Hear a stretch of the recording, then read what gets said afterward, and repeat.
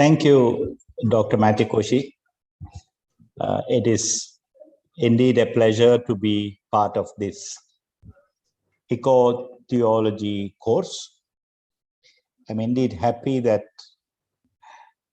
Professor Matikoshi sir has initiated this program, and this is the second batch which is doing a pilgrimage through the biblical world, how ecological reading can help us and empower us to be the eco ambassadors in our neighborhoods. Thank you very much once again, Dr. Matikoshi, for this opportunity. And I will be presenting or trying to present ecological reading of the Gospel of John today. I saw Dr. Matikoshi sending few articles for you to read, especially an eco-justice challenge. Is earth valued in John 1, which intertext a response to an eco-justice challenge? Is earth valued in John 1? Another article. John 1, the Earth Bible Challenge, an intratextual approach to reading John 1. And the fourth article he sent is Connecting with the Waters, John 9, 1 to 11. I request you to read these articles. At some points, these are little tougher articles for lay people, but I encourage you to read these articles once. But most of all, I would like you to read the Bible, especially John's Gospel. What I'm trying to do today is to draw a picture, a big picture of some colors and some sketches, how we can read Gospel of John from the ecological perspective.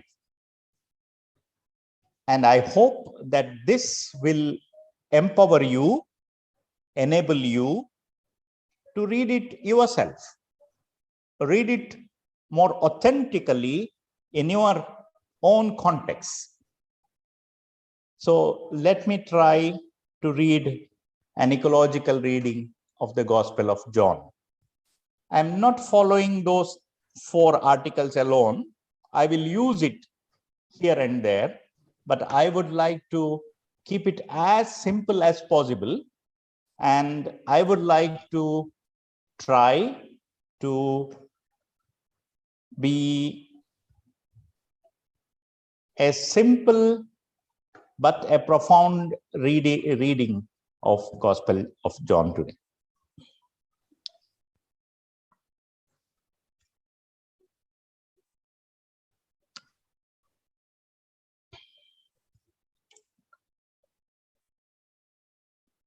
Many times, Gospel of John is considered a spiritual gospel. Appasamy, one of our bishops in the early 20th century, called John's Gospel as Bhakti Marga. But you also find a lot of dualistic interpretations in the Gospel of John. You see light and darkness, life, death, truth and falsehood, and then from above and from below. These are the juxtapositions where you see a kind of dualism, and sometimes we tend to do a dualistic interpretation of John. And in John's Gospel, you will find these 2 words or phrases often. Jesus tells us that he came from the Father and he will go to the Father. Coming from the Father and going to the Father. This makes Jesus a foreigner walking on this earth. Some of the theologians, especially Käsemann, one of the German theologians who was an authority in John, calls this as world foreignness of Jesus. But most of the readings of the John's Gospel is anthropocentric. How human community can respond to God's salvific act. That is the way we tend to read John's Gospel. With these interpretations in our mind, we should ask today, is earth really valued in John? Is earth really valued in John? Cosmos is the word used in John many times. But primarily, John uses it to the cosmos that is rebelled against God. Cosmos is the Greek word for what we normally translate it as world. The world that is rebelled against God. That is in opposition to God. That is in defiance against God. And this world, this cosmos, is contrasted with the world above.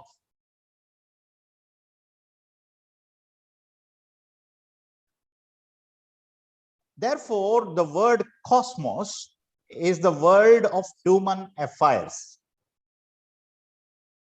Because this is a world where you encounter sin, where you encounter unbelief. And therefore, you need to come before the judgment, the crisis of God.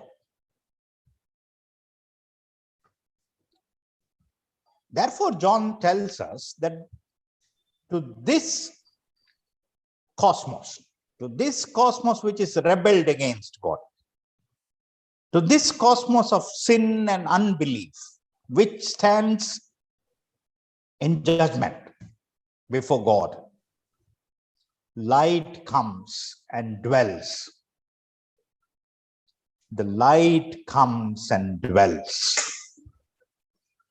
That means this cosmos becomes the arena in which the drama of salvation is played out.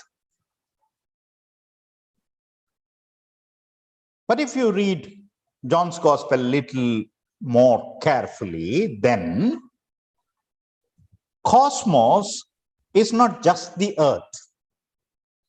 Cosmos is the totality of creation, including heaven and the earth, implying the interconnectedness, interdependence, and intrinsic relationship among all that is created.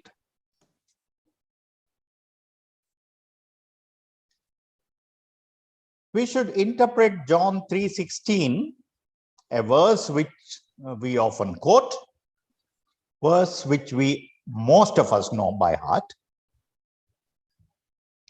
For God so loved the world that he gave his only Son, so that everyone who believes in him may not perish, but have eternal life. Indeed, God did not send the Son into the world to condemn the world, but in order that the world might be saved through him. God sent the Son into the world. The purpose of this sending was not to condemn the world. The purpose was that the world might be saved through him. Again, let us keep it in our mind that this cosmos, which was rebelled against God, becomes now the arena of the drama of salvation, where the cosmic order needs to be restored, where interconnectedness, intrinsic relationship, and interdependence, these three I's are very important. Interconnectedness, intrinsic relationship, and interdependence of all created things needs to be restored, and that is salvation.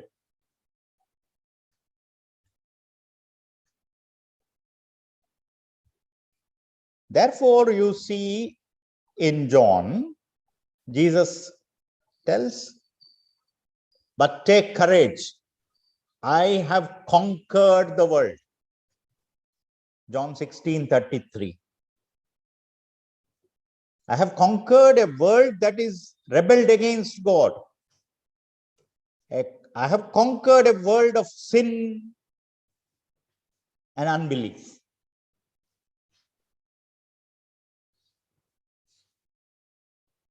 John 15:18 also tells, if the world hates you, be aware that it hated me before it hated you.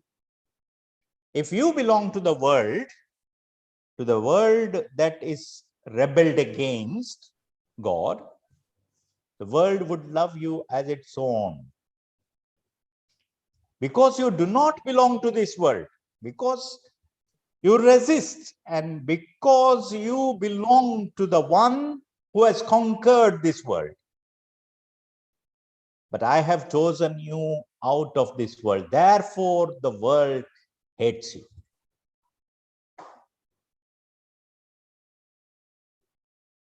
See, a world which is created and was seen good and very good.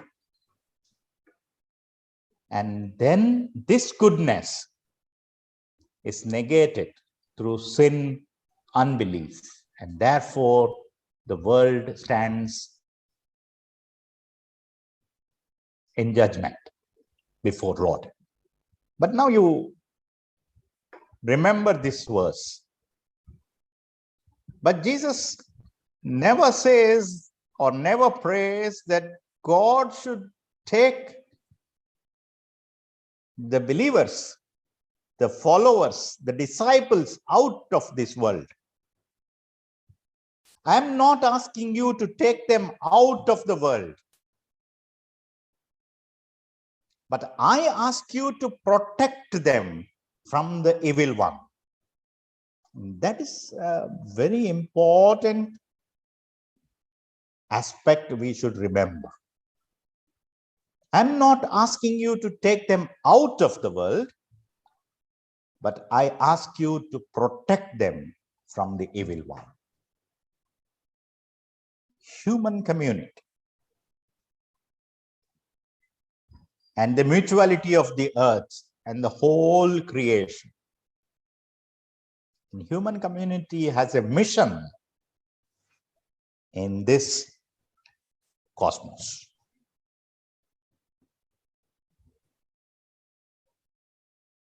Therefore, I come back to John 3:16 again.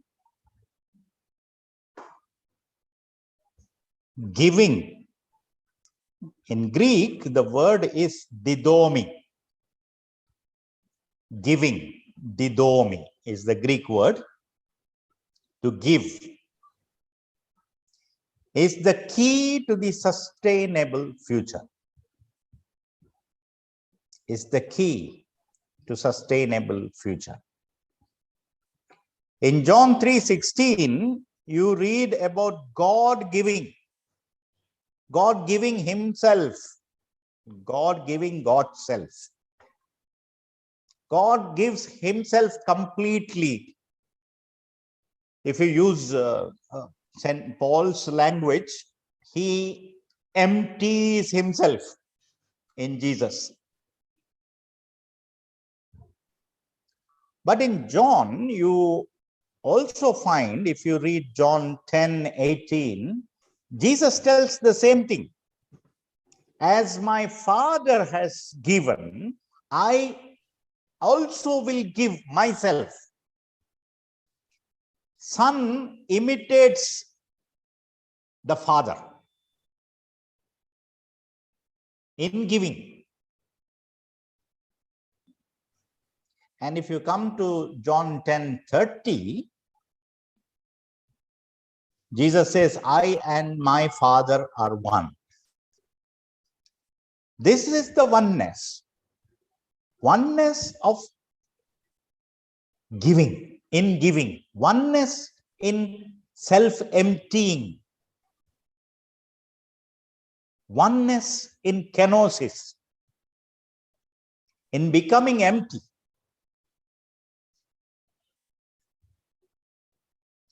See, this becoming empty is not about becoming nothing.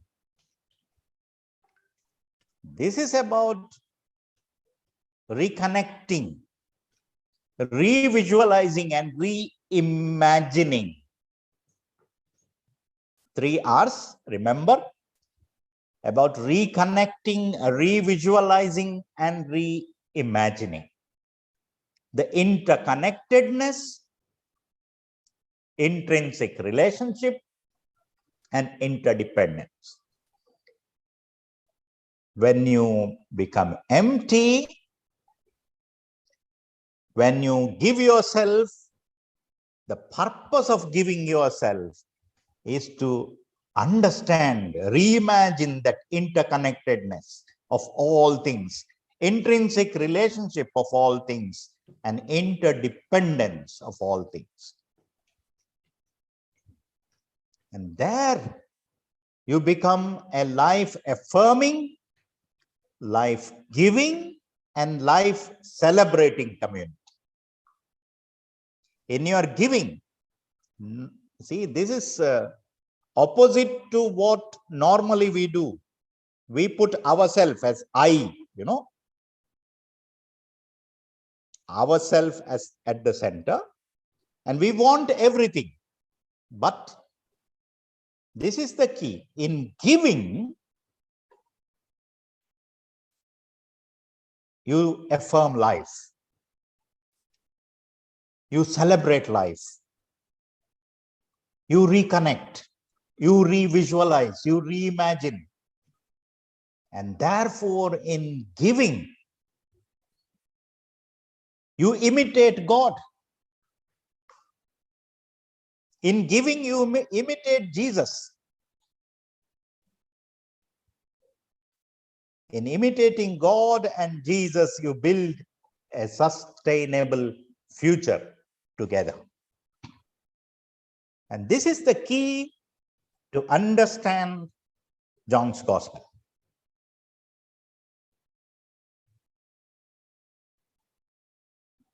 Therefore, you have in John's Gospel beautiful creation images. You encounter water, you encounter light that illuminates, light makes you open, makes everything transparent, light that resists, and light that overcomes darkness. And you have wind, you encounter wind. in John's Gospel. When Nicodemus comes to Jesus, Jesus spoke about the wind. And when the resurrected Lord,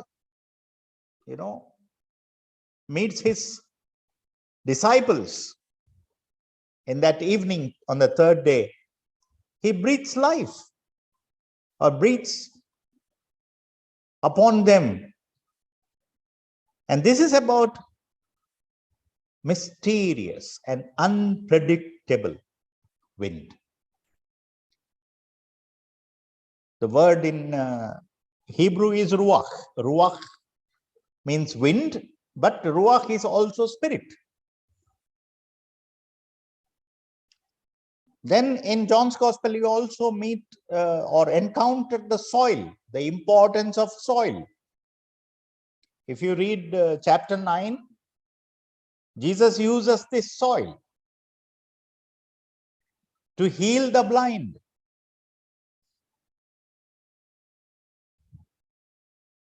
for healing and health and for restoration. And you have space. Space in the sense, even when disciples come and ask Jesus where you are staying, Jesus will not tell them where he is staying, but he will just simply tell them to come and see. It is an invitation to join the open space, join a pilgrimage, join a journey. It is the space. In that open space, you will understand who you are.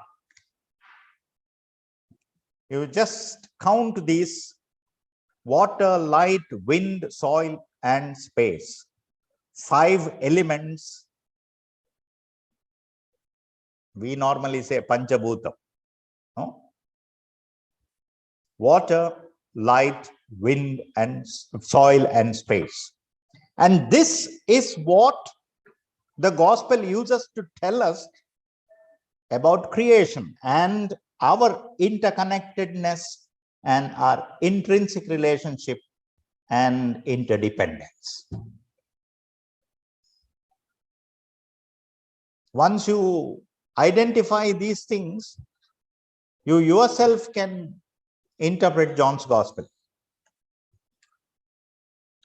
And the Christology of John is also different from the other Gospels. In the other Gospels, you will see Jesus as Christ, as Lord. But there is a distinctive Eco-Christology in John. I am the bread of life. I am the water of life. I am the true vine. I am the good shepherd. I am the way. It connects. It connects us to the cosmos. It connects us to the earth community, to everything that is created. And it puts us in interdependent roles. Therefore, Jesus himself introduces as I am the bread, I am the water of life, I am the true vine, I am the good shepherd, I am the way.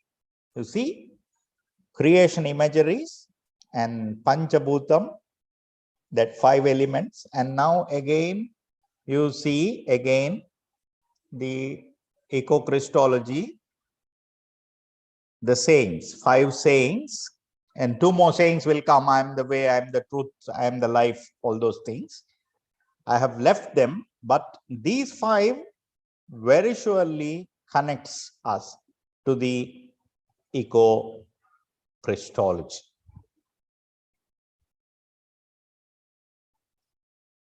With these things in mind, let us come back to John chapter 1.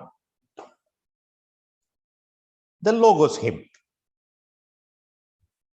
Because with this background, if we read Logos hymn, we will understand it very distinctively. John 1, 1, 2, 3, in the beginning was the Word, and the Word was with God, and the Word was God. He was in the beginning with God. All things came into being through him, and without him, not one thing came into being.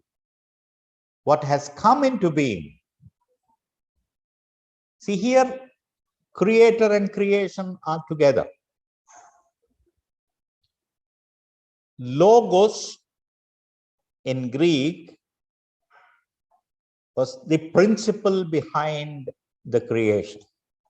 So John uses this word logos, which he takes from Greek philosophy, to bridge the gulf between God and creation. This was not something new that he was trying. Already in the Hebrew Bible, the Hebrew poetry already attempted it through Sophia. Sophia is wisdom. Sophia as the architect of creation.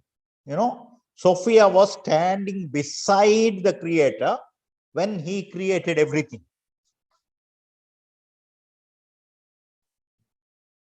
If you read Proverbs 8, 26 to 31, a beautiful passage, when he had not yet made earth and fields, or the world's first bits of soil, when he established the heavens, I was there.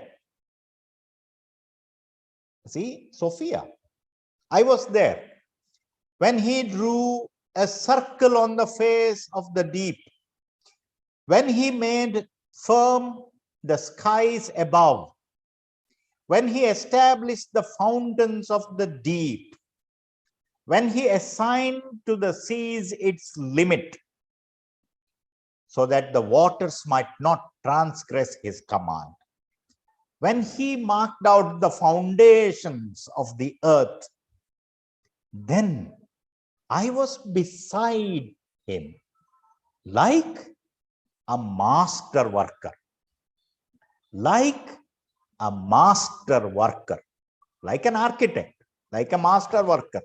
And I was daily his delight, rejoicing before him always, rejoicing in his inhabited world and delighting in the human race. Not just in human race, but in his inhabited world, all things that were created, everything. It is about the earth community. It is about the whole creation.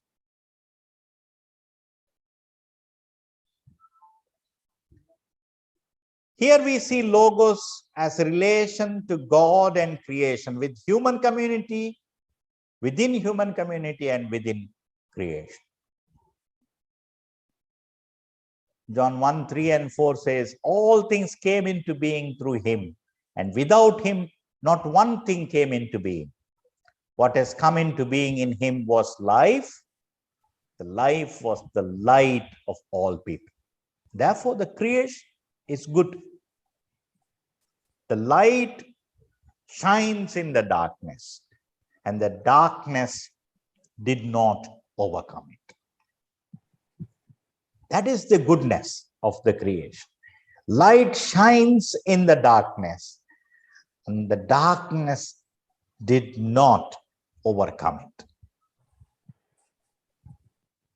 If you go to verse 14, you read, and the word became flesh and lived among us, and we have seen his glory, the glory as of a father's only son, full of grace and truth.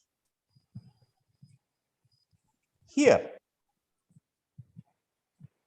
The Logos, the word enters the earth. The word becomes flesh and lives among the human community. It speaks about a deep incarnation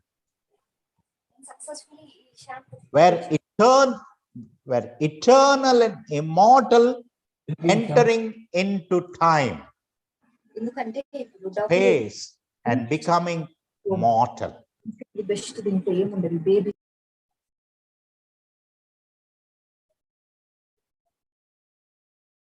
Is it about self-emptying or kenosis? No, it is much more than that. It is not just solidarity. It is not just empathy or sympathy. But it's about partaking and becoming.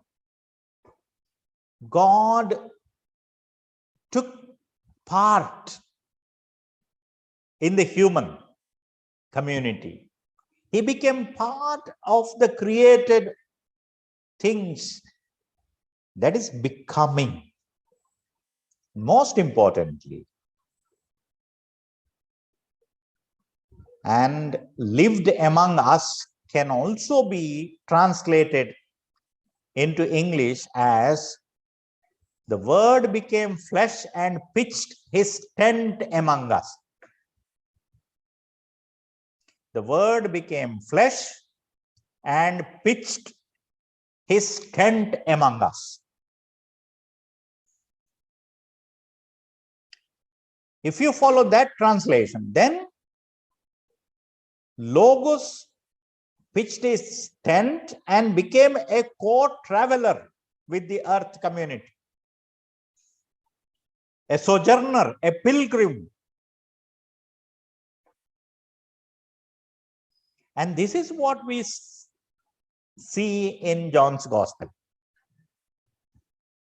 After the prologue, you see a pilgrimage of Jesus walking with the earth community towards his goal, towards the cross, where you see the glory. And people are invited to be part of this pilgrimage, part of this journey. And in this journey, we see the glory of the one who has come. When we travel together, we understand what grace is, what truth is. Because we encounter grace, we encounter truth. That's what happened to the disciples. That's what will happen to us when we pilgrimage along with the one who has come, with the Logos.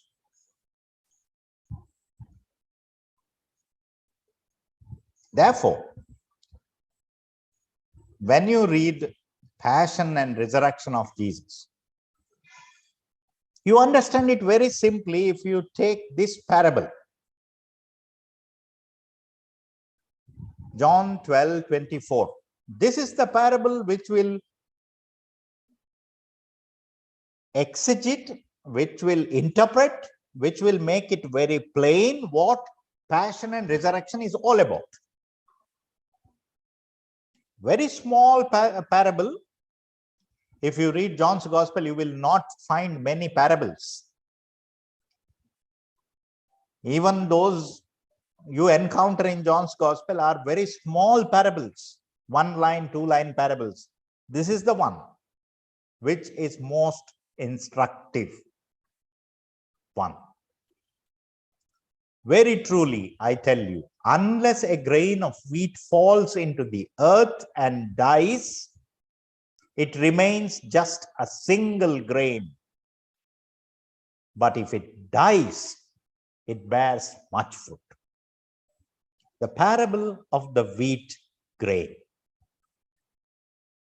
is what interprets the passion and resurrection of Christ. The seed has the power, invincible power. It manifests only when it gets in contact with the earth. On its own, it will not manifest. But once it comes in contact with the earth, when it is sowed, when it goes under, the potential, the inner strength, the capability of the seed manifests. How? In its breaking. In its breaking. And that is the passion. That is the death. But that will bring sprouting. The seed dies. A new community of seeds manifests. The harvest. It enables the resurrection of a community.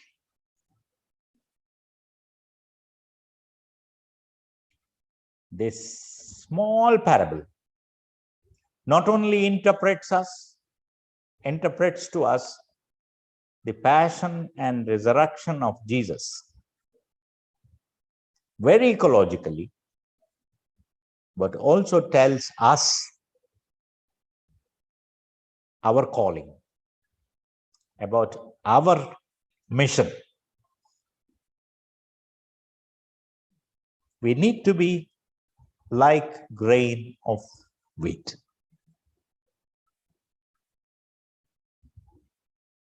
See, because John already told us what this passion and resurrection is all about.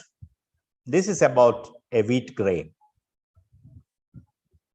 Chapter 18 to 20, if you read John's Gospel, then Jesus is very confident. He knows what happens.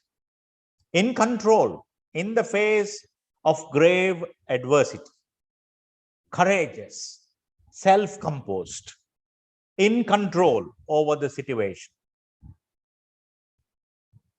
He will say in John's Gospel, I will give my life. I repeat, I will give my life. Life is not crushed or taken away by somebody. Christ, Jesus himself gives it.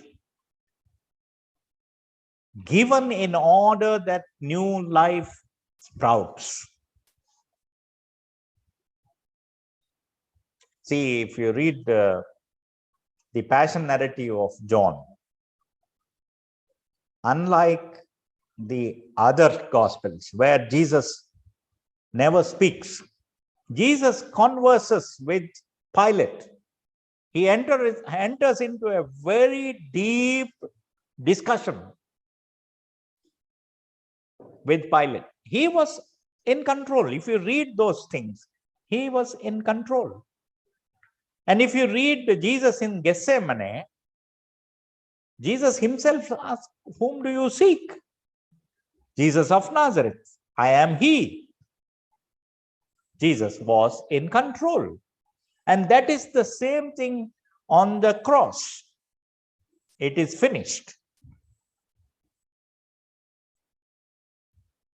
I have completed the task that was given to me. The mission is completed. Therefore, John 19:34 is very instructive. One of the soldiers pierced his side with a spear, and at once blood and water came out. It's not a defeat. Sometimes we read it sacramentally, saying that This blood and water symbolizes the institution of the Lord's Supper and the baptism. Both are there, blood and water. But it is not off the mark. If you see, at the moment of death, you witness elixir of life flowing. Blood is very important for life. Water is very necessary for life. At the moment of death, you witness elixir of life flowing. Death is not there. Even at the moment of death, life is there. Life is celebrated. Life is proclaimed. And that's why you encounter the resurrected community in John 20. And John 20 is about resurrection of a new community around the resurrected one.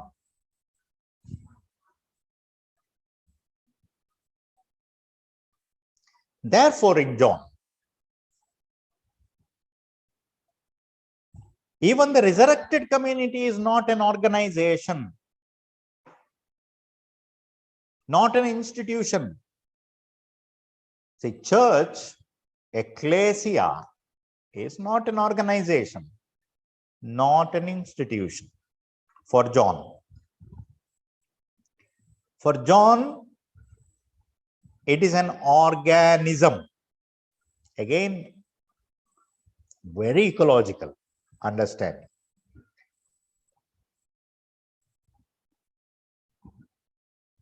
There are two beautiful allegories in John.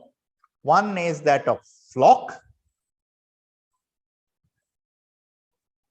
I am the good shepherd, and I have a sheepfold. Community, networked community, connected to each other. And this community is connected to the earth community. Sheep cannot live without the earth. Connected to the earth community. It goes and shares life with the earth community. And that is the church for John.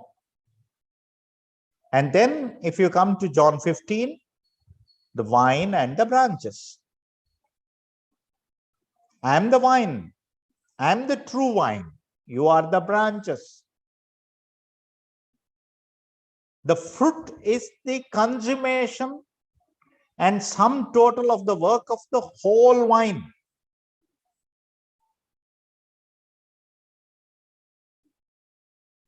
Not of the branches, not of the roots, not of the stem alone. It is the sum total of the whole vine.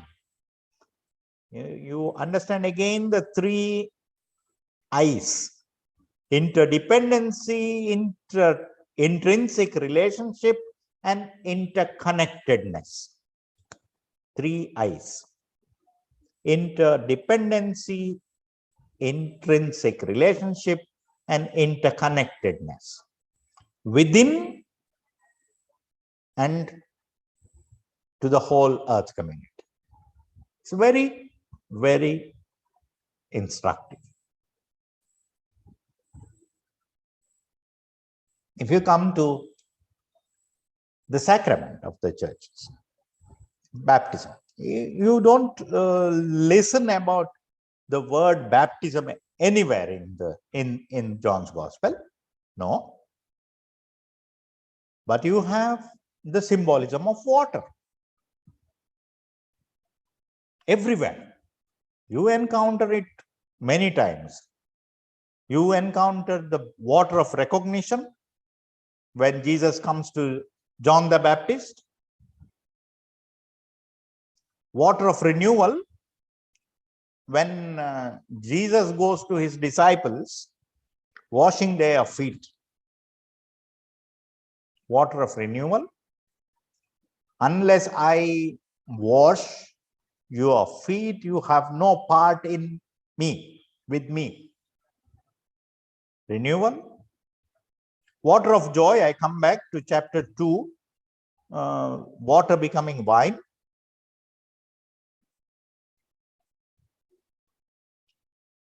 Water of life, just near the well of Jacob, I am the water of life. Water of healing, twice, chapter 5 and chapter 9, very explicitly. You know, you go to Siloam and wash. Water of healing. And all these things, along with chapter 3, verses 3 to 5, about unless one is born with water and the Spirit, he or she cannot enter into the kingdom of God. It's about the Spirit, the wind, the ruach, breath of life, mysterious, unpredictable. It is not again, but from above. You become part. You understand that you are from above, not from below, from above. Become a reality here below. Now, about what is expected of you. When you have this interconnectedness, intrinsic relationship, and interdependence, you are from above. Because you are imitating God in giving, you are imitating Jesus in giving out this interdependency, intrinsic relationship, and interconnectedness here and now. And you show that. And there you understand and experience life eternal. Therefore, the salvation is restoration of intrinsic relationship, interconnectedness, and intrinsic relationship and interconnectedness, interdependence. I have put interrelationship twice. It is interdependence.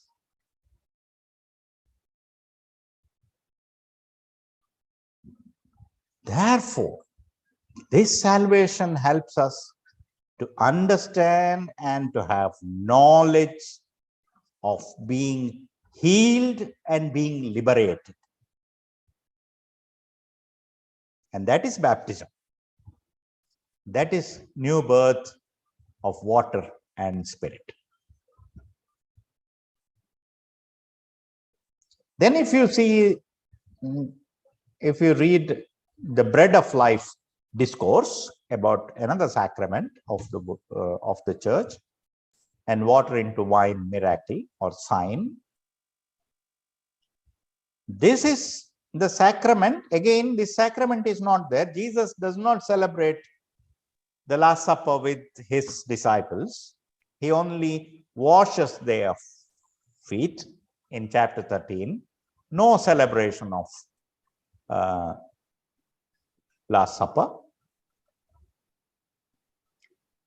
But the bread of life discourse and the water into wine sign gives us a new transforming vision.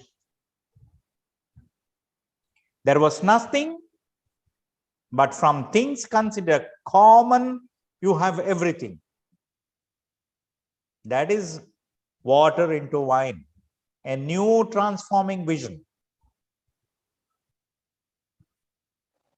And then I am the bread of life. Community is broken, shared,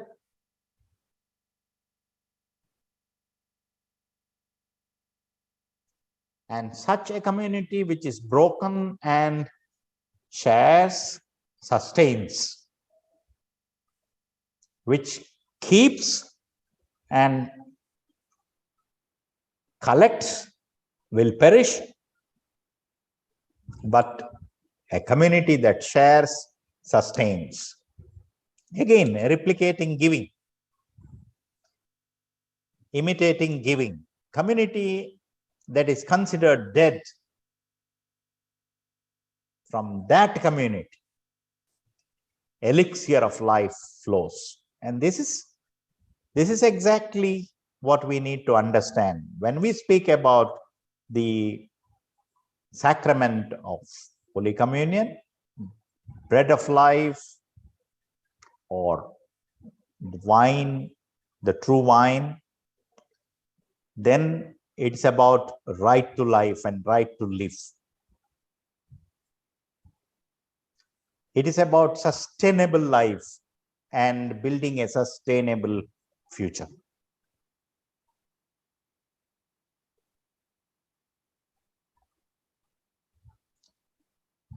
Therefore, the mission. What is the mission of the church? It is sent to Siloam. Siloam means to send.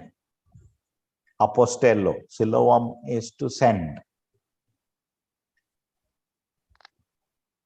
As I already told you, it's about earth and water, saliva and mud brings healing in partnership with, in cooperation with the earth.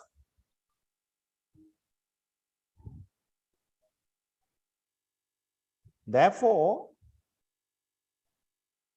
in John's Gospel, there is already Pentecost when the resurrected one comes into the midst of the disciples. We call it as Johannine Pentecost, chapter 20, verses 19 onwards. Verse 19 onwards, chapter 20. The resurrected one comes into their midst and tells Shalom. Shalom is again celebrating interconnectedness, intrinsic relationship, and interdependence. I am sure when you read Genesis 1 and 2, when the professors spoke about Sabbath, the seventh day, they must have explained about Sabbath and Shalom.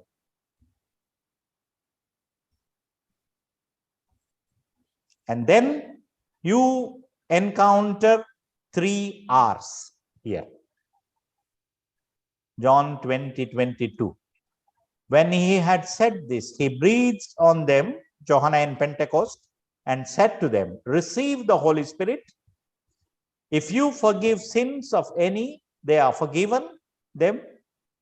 If you retain the sins of any, they are retained. Release, reconcile, and restore.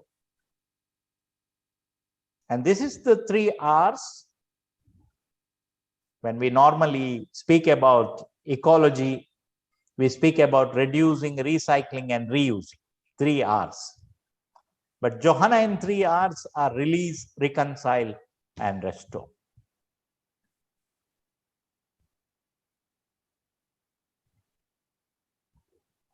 Therefore, I come to the last slide. We are called to a pilgrimage of discipleship. Discipleship is therefore to come and see. It's an exploration, not only an exploration by ourselves, it's an exploration with the Christ, with the earth community, with everything that has been created. Come and see. When you come and see, you are also called to come and give. Chapter 6, 9.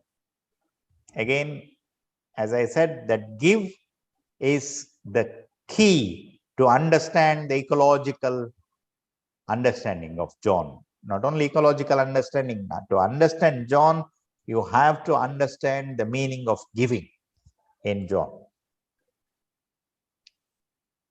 When you go on a pilgrimage of discipleship, you give, you imitate Christ, you imitate God, and then you remain. Remain in Jesus. Remain in the vine.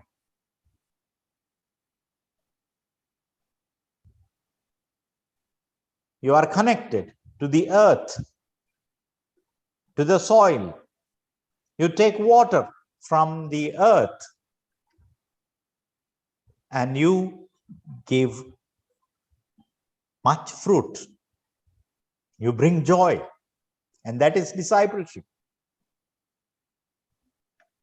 And that discipleship is taken further, die and resurrect. John 12:24, the parable of the wheat grain, imitating Jesus. Again. And if you come to John 21:12, come and eat. The resurrected Lord calls the disciples for a breakfast, to be part of a sharing community.